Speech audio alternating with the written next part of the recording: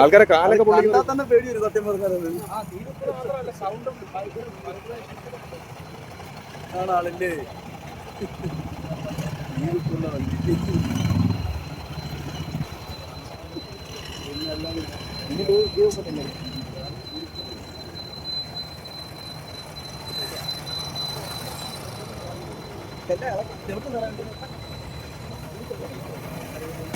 കൊണ്ടുപോകും.